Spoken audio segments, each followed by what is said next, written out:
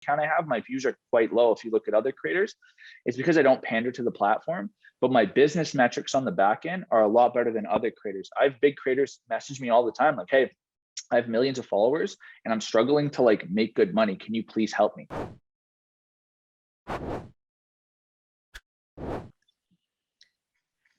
Okay, everyone, welcome to another episode of Win the Hour, Win the Day. I am your host, Chris Ward, and today we have something special. You know, I only bring you the best of the best. All right, we are going to talk to Hayden Cashion. Now, listen, if you've not been on TikTok, then you do not know who this guy is. And I would tell you right after you listen to the show, you want to hop on over this. And hold on.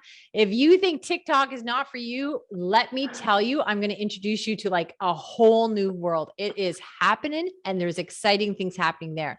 Now, Hayden, I'm going to welcome you to the show, but then I want to talk about you for another whole minute like you're not here. Welcome to the show.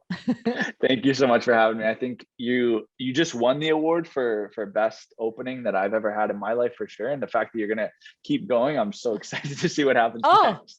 I haven't even started. Okay. I have to say, listen, I am like a podcast junkie. I love to consume content. I have been blessed by having some spectacular guests, and I'm just always about eating up anything that's about the machinery of business. And I have to tell you, you probably what I would call are the king of content. I have never seen anybody deliver such high level, consistent, tangible, impactful takeaways like you do in every single TikTok video, whether it's 30 seconds or 2 minutes. It's phenomenal. Thank you so much. That's a massive compliment. The goal of my TikTok is to make myself a thought leader in the marketing space. So it's very important that what I put out on TikTok is my own original thoughts or something that I've read and have a comment on or something like that. So the fact that you just said that is a massive compliment because that's the goal I'm trying to accomplish. So thank you so much. Yeah, well, you're rocking it. Okay. All right. I'm just going to let you start the show. I will tell you that I was on TikTok way back in the beginning, and I was there like, I don't know, 30 seconds and said, I'm not dancing. Yeah. I'm out of here. And then I got lured back by somebody else about 6 weeks ago. And it really, truly has been life-changing. For me, it's like, I don't know. It's like, I saw this show once, it was like a comedy, and the little rich girl went underground and found out that there was this whole subway world. Like, did you know there's trains and people? So there's this whole life underneath the rock that is not only is it, I think a really impressive platform. I think it really changed how I see how I produce my own content now. Like it changed. And I would also say that I now learn more about LinkedIn on TikTok than I would have ever learned on LinkedIn. Very interesting insight. Yeah. I think TikTok is so powerful because it's the first platform in my opinion that is consumer centric. It doesn't matter what a consumer's done in the past. In other words, if they followed you, the app doesn't care. The app just wants the consumer to have the best experience possible. How does that do that? It measures every single piece of content uniquely and only allows it to be shown to users if it's worthy of being viewed. And that's why the users love it. And that's kind of why the creators love it too, because if we do produce great content, we do get the rewards regardless of our follow count. Yeah. And when I first hopped back on, of course, the algorithms didn't know me or what I was looking for. And so, you know, again, I would encourage you all listening to say, like, give it a week, because I started scrolling and then I had to key in, okay, I'm looking for business type people, excuse me. And once I started finding that and then liking and commenting and watching the full videos, now it's this beautiful resource and pond of wealth of knowledge for me that my feed is all about really high quality content. So don't get discouraged if you hop on there and you're like, oh, this is for funny stuff or jokes or whatever. So, all right, I want to stop talking because man, oh man, can you deliver? Why don't you tell us about, I don't know, the biggest mistakes made on the platform? What do we need to know? Why should we all be there? You're just the guy with content. Throw it at us. I'll quickly go back to actually what you just said about you interact a little bit with the platform and all of a sudden it becomes curated. From, let's say, Facebook and Instagram, same company. So Facebook and Instagram, when you interact with something, they store that in their bank of like things that you like. but they don't let it go. And I know this because I'm an advertiser. And when I go to target people based on their interests, I get a lot of people that are no longer actually interested in that. And for instance, if you're on Facebook or Instagram, you can click, why am I seeing this ad? And then click something else, and they'll actually show you all the things you're categorized as. And you'll be shocked the amount of things you're categorized as that are like completely irrelevant. Like it'll just be like, oh, I love pop music. And it maybe because I watched one video that had pop music in it before, and now I'm categorized as that. Now advertisers advertise me because they think I like that.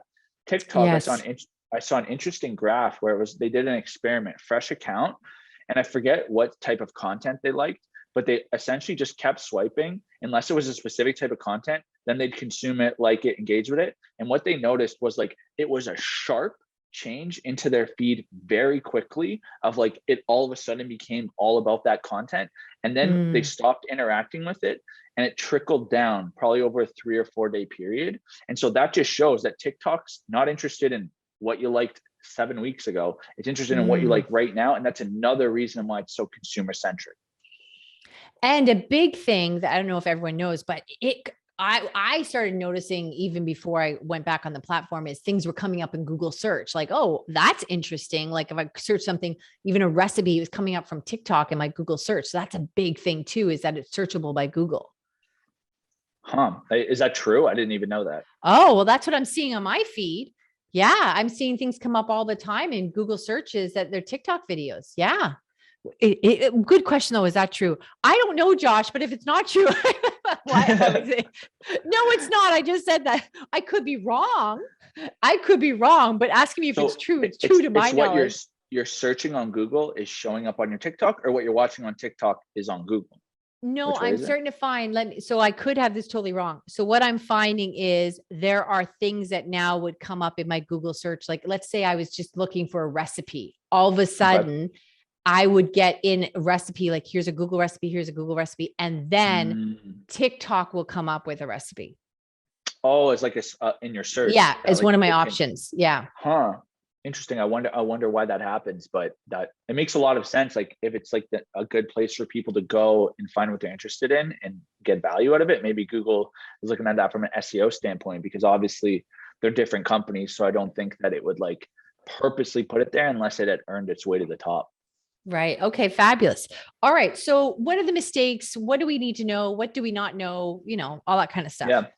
I think the number one thing that I give people, if this is their first video, is you need to look at it like an artist finding their voice. So on your first song, you don't know who you're going to sound like. You don't know what's going to happen. You'll most likely sound like your inspirations. And as you make more music, as you have more, reps in the studio, you'll find your voice. And so it's not about, okay, what are we going to do right off the bat? It's kind of about like, okay, what do we think could work? Let's just start doing it. Let's start throwing out content.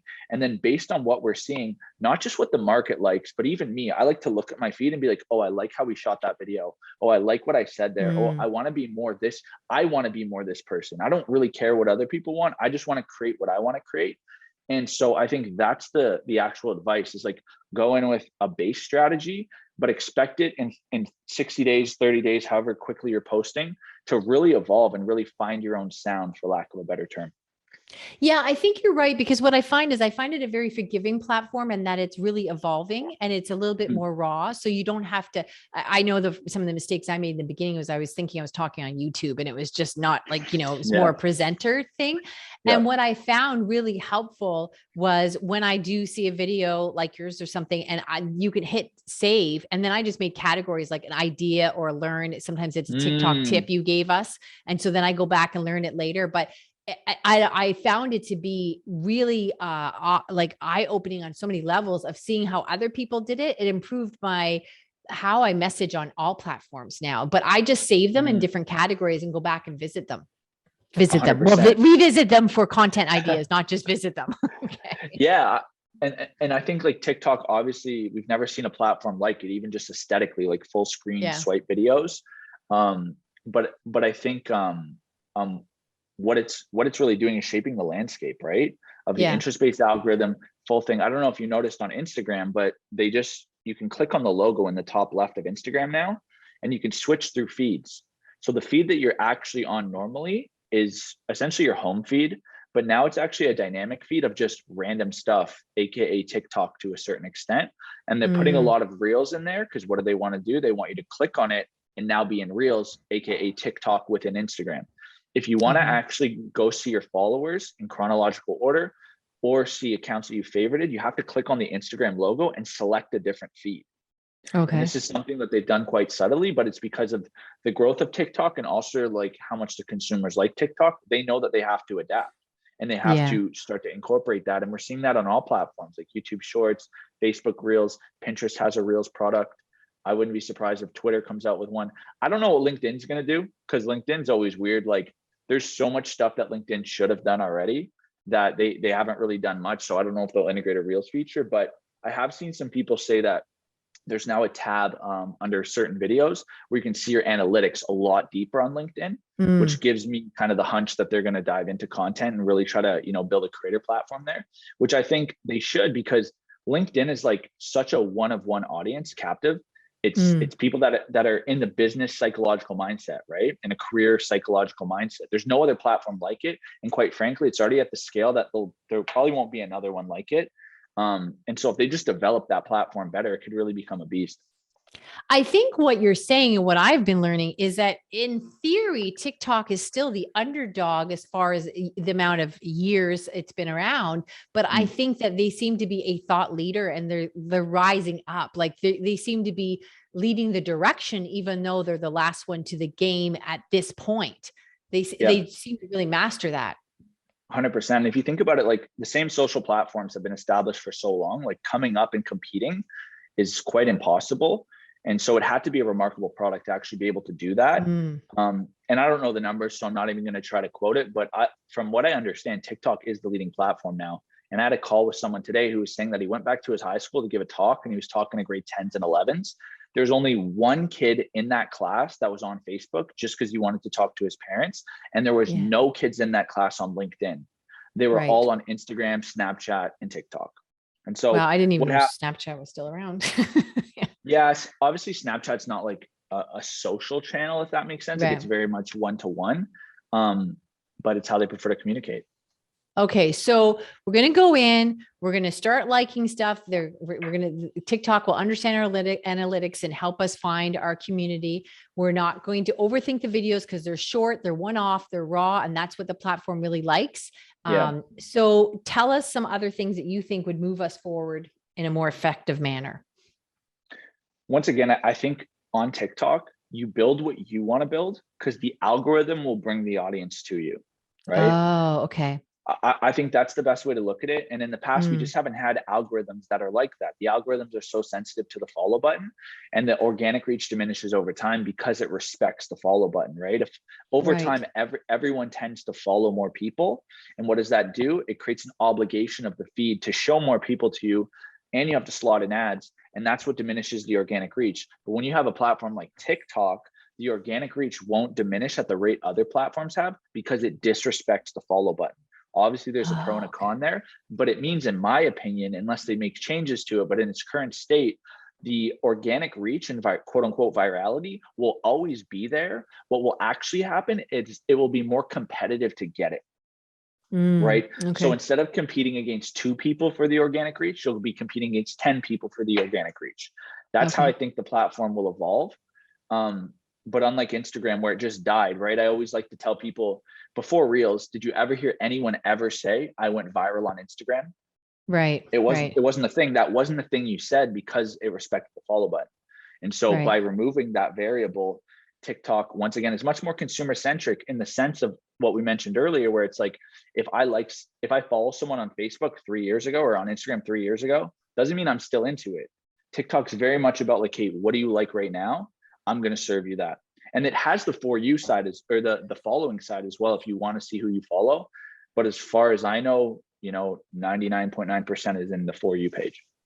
Yeah. And I think what you're saying is that gets diluted then, like who I'm following if I have 10 people or who I'm following if I have 1,000 means like, those 1,000 people don't have the same commonality. So then my interests get diluted. So I think that is really powerful. And also you bring up a really good point that I got confused about when I was first on the platform, is that the rules of engagement are slightly different. So like if I have on LinkedIn, you have to learn to clean your list. Like, okay, I don't serve realtors and stuff like that. That's not a good match for me. So take those off if they got in there somehow. So then I went into TikTok and I was looking at who's following me and I was removing them because I thought, oh, they're not my audience. And I didn't realize, no. It's really about the consumption rate of the video. That's the big thing, correct? That you should always be checking.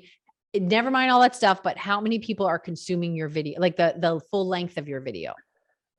To be honest, it depends what your goal is, right? Okay. If we really want to look at business, right? Like if my goal is to drive leads to my marketing agency, then like my video consumption is a metric to look at. But if my leads are driving, right? And so, but if my goal, but if my goal is to have as many brand sponsorships on my page every single month, then I care about views, right? And so it's not that views are bad and views are good. It's much more of like, okay, what's the higher level objective? What's the why behind what you're putting out? And are you actually driving that? So I thought, and this is great that you're here. So I thought that the algorithm would I'd be more favorable if, say, this video is 42% of people are watching the video all the way through. I thought that was the ding, ding, ding, ding 100%. For TikTok. And yeah, and you're 100% right. I think where I was more going is like, it's very easy to hack that, right? You can hack that, but will it actually achieve what you're up to, right? Like for me, it's like I could go into Walmart and do a prank video with someone, get 5 million views, pop my followers off, but I'll never get another lead to my agency again because everyone will think I'm a clown. And so it's important to understand where you're trying to go with it. And I don't begrudge anyone for what they do, but I do think like sometimes if you're just talking about like, here's the latest trend and that's your marketing content, people don't actually look at you as a thought leader and someone they want to have on their podcast or someone they want to partner with for their company or someone, that will go on a speaking tour next year. Like it's very important to understand where you're trying to go with it and leverage the platform accordingly. No, you are right, because I think what you're saying, what I did understand is that I could do a 15-second video where I give one tip on, how that you should have systems and processes in your business. And just because 60% of people watch that doesn't mean I would be better served. I might have another video where I explain how we're different from my competitors, and maybe only 13% watched it, but it was a 2-minute video and my leads transferred. So yes, just because the algorithm likes me doesn't mean I'm getting people to the second date kind of deal. Yeah, 100%. And also like, I will go back on my point a little bit and saying like in TikTok, you should do TikTok things, right? Like you may want to save the long form content for the landing page and have a 2-minute video explaining a little bit more once they click through and are committing some time. But with that being said, the algorithm also understands that the longer your video is, the tougher it's going to get to have completion rate. And obviously nobody knows the actual breakdown, but let's say it's something like, if you want to go viral, TikTok's like, if it's 10 seconds, you need 100% completion. If it's 20 seconds, you need 70% completion. If it's 30 seconds, you need 50%. And so it understands that. It's not just like, if you make a long video, you're screwed. Especially if you tell a good story, like those videos can go crazy, right? Like if you're talking, like this has nothing to do with business, but if you're just talking about like, hey, like my significant other just broke up with me and I'm in shambles, and you tell that 2-minute story, that can go viral because your completion rate is crazy on a 2-minute video, right? And so the way I always say it is like, every extra second that you hold people, it becomes harder to hold people. But if you can hold them, it has higher value. And so that's kind of the trade-off. So if you have any dead space, you cut it. Kind of like, it reminds me of, I think anything done well comes down to business. I remember hearing a comedian talk about that the longer you take to set up a joke, the bigger the laugh has to be, because you took the time, right? Okay, awesome. And every second you take is a risk as a comedian, right? If you do like one little setup and bump the setup and bump the setup a bit more, if any of those bumps fall short, it ruins all the progress you've done up front. And so it's similar to that, where it's like, if you have a 60-second video and it only falls short at 40 seconds to 42 seconds, well, since it went down 50% there, it's over. Whereas if you just cut that out, it would have been perfect. Right. Okay. Good point. Okay. What are some other things that we should be mindful of? I think you should be building depth in the comments. I think that's something that you do very well, as you engage with the community on social media. Who, I me see so personally? many. Yeah. Oh, I see. Oh, thank you. All right, hold on. It's You're a small pause commenting. while I get a compliment. Yeah, there you go. I thought you Clip meant that. the general you. Clip that. No. I think that's something that you do very well, but I see so many people put out content and never talk to their, I call them fans because of what I'm trying to accomplish, but never talk to the people that engage with them.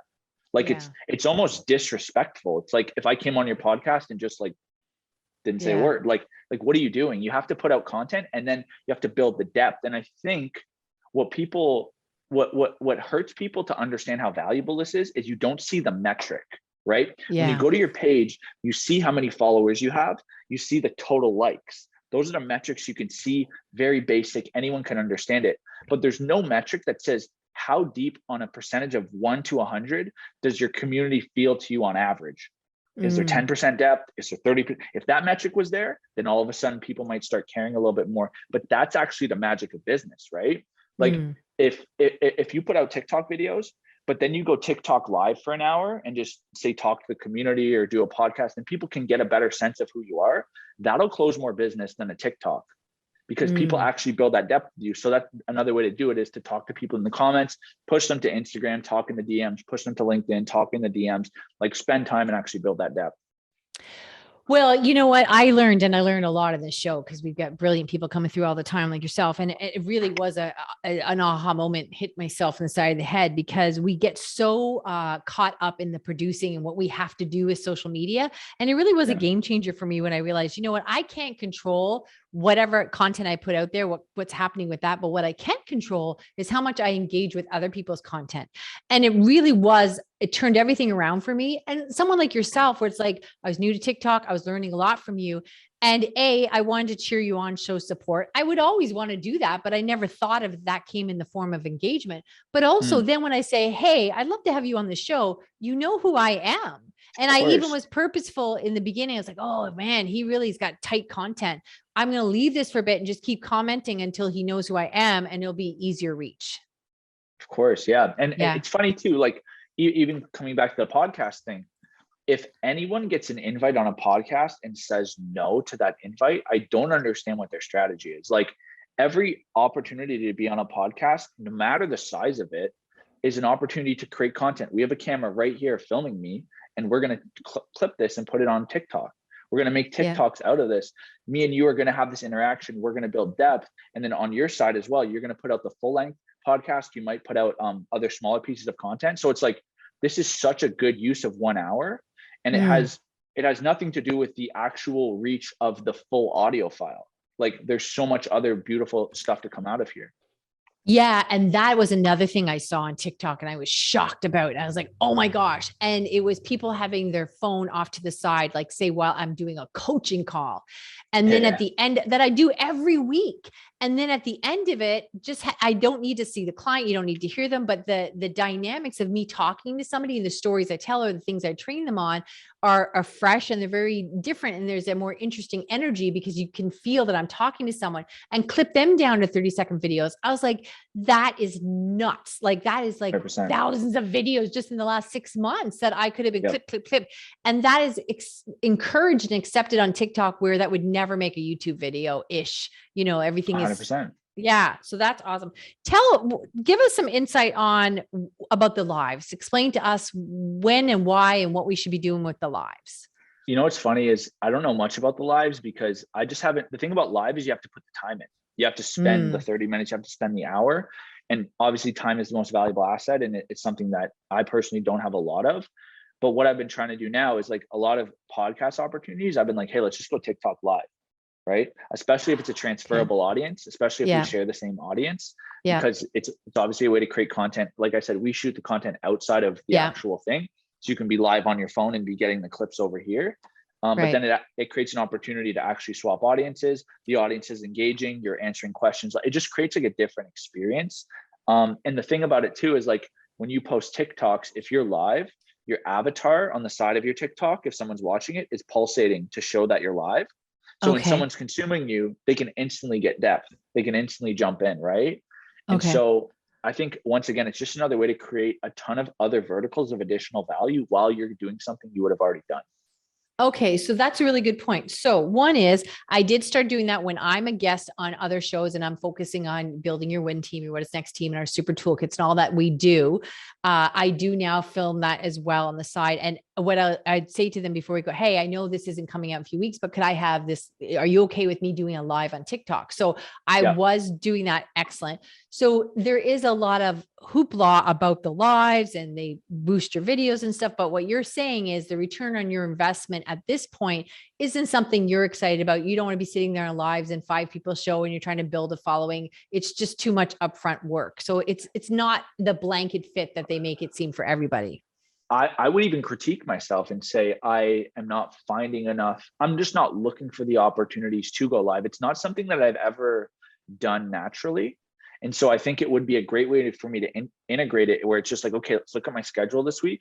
Let's look for 2 spots where I'm doing either a call or a meeting that's able to be public knowledge.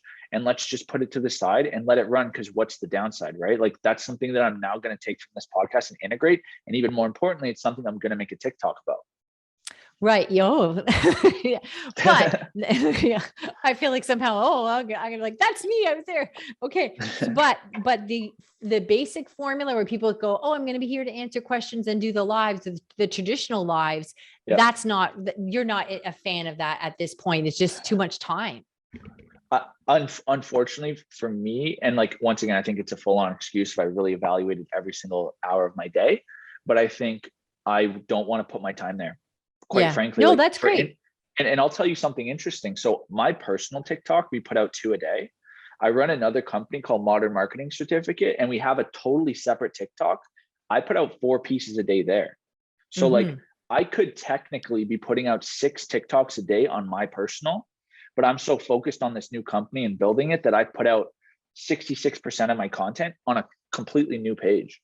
Right. And so that's what I mean, is just like to then find an hour to just go live. But that's why I think it's smart to find opportunities where you can go live where you're already doing something. You're not actually going live. It's just like hanging out there, you know? Yeah, no, you're right. And that's where I became a quick fan, is the modern marketing. And again, the TikTok is so generous where I don't know if I sound like somebody's grandmother here, the TikTok, TikTok's is so generous where you can just side view something you're already doing. But there was this big hub or lots of hubbub about, oh, you should be doing a Q&A or lives every day or something like that. So I love that you're clarifying, like, okay, that may be your path, but it is not the path. And it's not like, to me, it was starting to be like a staple, like, oh, you have to be doing lives every day. You have to be doing TikTok videos. So that is an evaluate where you are and what you want in your journey type situation. It's only 24 hours in a day, right? Oh yeah. Yeah. You were preaching to the choir here. Okay. Fantastic. Okay. We've got a couple minutes left. Let's talk about whatever, what other stuff you think, we just can't part with you sharing that wisdom. Yeah. I think another thing, if we're going to stay on the TikTok topic, is just the crutches the app has given you to create amazing content, right? So one of the things that I love is, and I don't even use it, I just really love the feature, is the green screen feature, where like literally you go to the effects tab, you click green screen, and then you just like save a photo in your camera roll, you select it, and it pops up behind you. Yeah. And like you can just be on your phone and it's right by it's an amazing like tool from a technological standpoint. You can like point at it, or you can like say this headline here, you'll never guess what happened. Or you can do something where like, hey, this was me, before my weight loss journey, and like move out of the way. And like, this is me. Like you can get creative with it. But I think think about it, that tool creates such an opportunity for creators, right? To create magic. It gives you the crutch. Another thing is like the duet feature, right? You see a TikTok that you live, you click duet, and then you make a video side by side.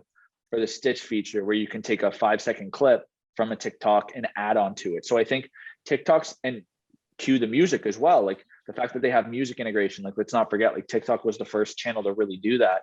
And so all these crutches to make anyone with a phone in their bedroom a creator, and unlimited organic reach, like it's so magical. It's the first discoverability app at scale. Yeah, you're right. Because I thought at first that the green screen, I thought like, oh, they had the equipment, they had all set up, and it's just a button on TikTok. And I had Yeah. put somebody that said, Chris Ward, you saved my life. And it was a quote on LinkedIn because she had worked with us. And so, you know what? You just took a screenshot of it and then hit that little button and it's behind me and I can point and talk to it. It literally Yeah. took a quarter of a second. Whereas previously that would be a whole, you need the space, the room, the green screen, the setup. So you're absolutely right on that one. It was just, and then the stitch one. So I could be taking, let me make sure I get this and try to explain this to you guys, is you could be doing a video about something you said right now, a TikTok thing. There's only so many hours in a day. This is why I do this on TikTok. And then I can take that and attach my video and say, oh my gosh, you know what? Hayden's got it right. Boom. And then you just start talking beneath me because they're stitched together. Yeah. So there's some people get confused. There's two features. There's the duet and there's the Okay. stitch. The Okay. duet is where your two videos are side by side. Okay. The original's playing, and then you do whatever you want while it's playing. That's the Okay. duet. The Okay. stitch is when you take, say you take my video, the clip, the 24 hours in a day, Yeah. you click stitch on my video. It'll allow you to select up to 5 seconds of my Okay. video. So you take that Okay. exact moment. Then when you click record, the moment that you selected will start playing. And then Okay. as soon as that 5 seconds is up, it'll flip to you so you can commentate on it. So you could take my video and you could then be like, this guy's completely wrong. There's more hours in a day. And like, you can do your own thing. And it's a different feature because with the duet, there's sounds going on. So you can't really like talk over someone per se. Right. But with the stitch feature, it lets them go, then you finish type of thing. Oh, I did get that all confused. And I think that's too where then they'll have somebody like whatever, like a notable leader or somebody on Facebook or somebody that whatever. I can't think of anybody. Okay, I'm going to be Yeah. honest. The only one I can think of right now is Gary Vee, and I'm not a huge fan of him. So I was like, I want somebody else, but somebody will play a Gary Vee thing and then they'll comment afterwards. My comment would be, you don't need to be swearing all that time. You're not that cool. We're fine. Right. But so that's what it almost makes it look like you interviewed him ish, Yeah. but we know it's, yeah. Okay. I didn't want to quote exactly. stitch or duet, but I get it. Okay. So excellent. I didn't want to use the wrong word after your big presentation, but I did get those two things confused. So that's the point, I guess, is there is really easy abilities to improve your aspect of communicating, I think hourly and daily. Like it's unbelievable. I think in a month you can make a profound impact on clarifying your own message and finding your audience. And I just find it so much more forgiving than the other platforms. 100%. And yeah, they give you all the tools to make it super easy to create. I think this is it, is like TikTok is the ultimate, you don't have an excuse. Yeah. You have all the tools at your fingertips. It's an app that prefers you to film on your phone, like not a high production. It prefers you to just be yourself, have fun, entertain, give some value. Like it's literally, if you want to become someone with a following, here's your gift. Yeah. Yeah. Yeah. 100%. Well, Hayden, you have been a treat. I encourage you all, if you like, you got to go over and check him out on TikTok, and you just cannot watch a video and not learn something. If you have ever even had a lemonade stand, you'll learn something from Hayden, and it will really inspire and excite you. And I really do think it drops all the barriers that the other ones had, as far as having to write out all these things and just produce the content and all the steps. Right. And, as we run over, I know one of the people will tell you on TikTok how to use TikTok more effectively. And they'll even give you the cheats of like, sometimes, oh, you could shoot it in your car and make it look like you just pulled over because you had to share that idea. So the spontaneous stuff is sometimes crafted, but what they're doing is constantly showing you like, look, we just want good content. Don't let there be any delays. 100%. And what I would end off with too is like, build your brand. Like say your name, let people see your face, like build your brand, because as you build a following, it's the downside of it is they're not guaranteed to see you again. So it's all about building that brand, building that recognition, making that sticky messaging, and honestly pushing them to platforms where if they follow you, they're going to see you more. TikTok, in my opinion, is not a depth platform. It's where you cast your widest net, and then you should pull them to your next step in your journey, whatever that may be. But that is the downside of TikTok, is you get the fan, but they may never see you again. Okay. So here's an important question. Sorry, he might be on a 6-part Netflix series here. I see 2 schools of thoughts about call to actions, which are like, don't do the YouTube call to action swipe. Like some people don't say swipe and like, and all that other stuff. But I know you do always end on, hey, you want to learn more about modern marketing, whatever. So should there be a mixture, or is it really just your style? I didn't know if it was bad etiquette, but then I see you doing it. Like, is it just supposed to be conversational? I don't know which way to lean that way. It's great. I guess this is how I'd frame it up. You just made me really realize it. I don't care what the platform wants. I'm doing what I want. Like my goal is to get people to know who I am and become a lead in my agency, or to join the Modern Marketing Certificate. I'm not here to like pander to like get, that's why I don't even get many views on a lot of my videos. Like for the following count I have, my views are quite low. If you look at other creators, it's because I don't pander to the platform, but my business metrics on the back end are a lot better than other creators. I have big creators message me all the time. Like, hey, I have millions of followers and I'm struggling to like make good money. Can you please help me? And I look at what they're doing, and I look at all these opportunities that they have. And it's not necessarily that they're not doing direct calls to action on the platform, but there's a very big difference between being a good creator who can get a lot of views and being someone who can actually build whatever you want to build outside of the platform. Okay. So the final note is, don't pander to the platform. Understand the platform and make the conscious decision where you want to pander and where you do not. I want followers. I want people to go to my Instagram and DM me. I'm going to say all these things because that's what I want to happen. There's no point in getting views and getting people if it's not actually going towards what I want to happen. I know like they'll say, if you say the word Instagram and things like that, it will downgrade you and all that type of stuff. But that's fine because I do want people to go to my Instagram. I'll take the downgrade and get the 7 people that come over. So you drive them there instead of, do you offer opt-in? I'm inconsistent with where I push them, because for me, I want to push them to where it's natural in the video. So sometimes I'll say something and I'll be like, that's my opinion, but please comment, let me know your opinion. And literally I'll end it there. Or sometimes the obvious one, if there's nothing to do, I'll just say, hey, follow me for more. Sometimes I'll say something and be like, hey, I'm looking for these leads, go to my website, apply.